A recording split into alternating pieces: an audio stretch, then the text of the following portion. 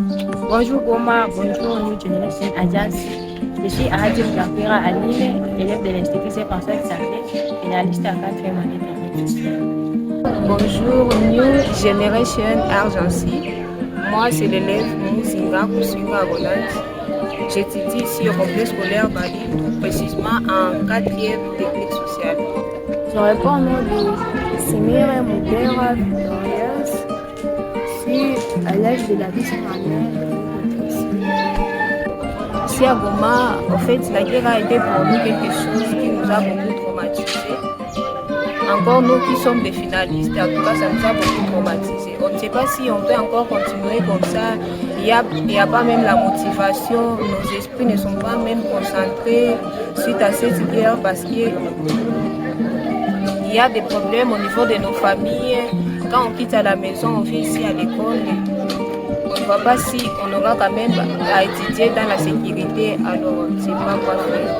Personnellement, comme élève, la guerre m'a mis de motivation. Je n'étais pas concentrée aux études. Même aussi nos collègues, c'est le même cas. Dans cette guerre, ça nous met beaucoup de retard au programme de nos matières.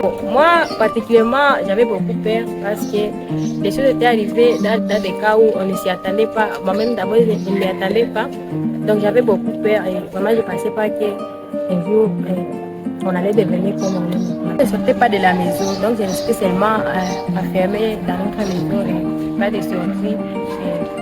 Je n'allais nulle part. Il y a beaucoup de changements.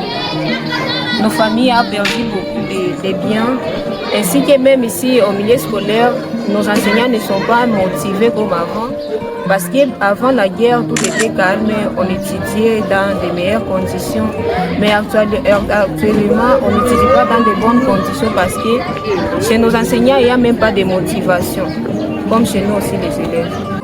J'ai vécu la guerre, mais j'avais beaucoup peur derrière moi. Et pendant ces moments de guerre, je ne pouvais pas sortir de notre maison, aller me balader ici et là. Donc, toutes mes activités d'abord étaient en pause. Quand la guerre, vraiment, on étudiait dans de bonnes conditions, mais quand la guerre est arrivée ici dans la ville des hommes, depuis que la guerre a commencé, vraiment, on n'étudie pas comme d'habitude. Il y a d'abord la peur, on a des craintes de nos parents. Au fur et à mesure que les travaux de nos parents sont stoppés, ils ne trouvent pas même de moyens pour garantir aussi les droits de nos enseignants. Bon, actuellement, les activités évoluent, mais pas comme on était auparavant. Donc, on est là, on fait des activités, mais avec beaucoup de présence et on est très vigilant parce que les choses ne sont pas encore très claires. Par rapport d'abord au cours, il y a un grand retard. Les gens qui vont nous amener les examens, on ne sait pas si et vont reconnaître ces retards que nous avons promis suite à cette mauvaise période traversée. On ne sait pas. Et en travaillant cet examen, il y a 1000 chances que nous puissions échouer parce qu'il y a des traumatismes dans nos têtes. Donc on peut s'efforcer du travail, mais on ne sait même pas réellement ce qu'on peut faire parce que nous avons acquis un grand retard par rapport au programme. On prépare l'examen, on étudie, mais nos esprits ne sont pas concentrés. On peut étudier à la maison, mais en arrivant à un certain moment, les matières vont disparaître parce que nous ne sommes pas concentrés. Il y a beaucoup de traumatismes dans le pays. Moi, je peux passer comme message à tous les élèves finalistes. Bon, moi, j'aimerais d'abord leur dire d'être vigilants, d'être prudents, de ne pas avoir peur. Et les rumeurs qu'on est en train d'attendre, soit qu'on ne va pas faire les états, ce ne sont pas vérifiés.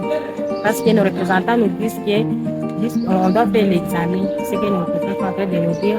Donc, ce qui est là, c'est de se concentrer aux études. Et le reste, on verra ce qui va venir après. Mais l'essentiel, c'est de se concentrer, beaucoup étudier.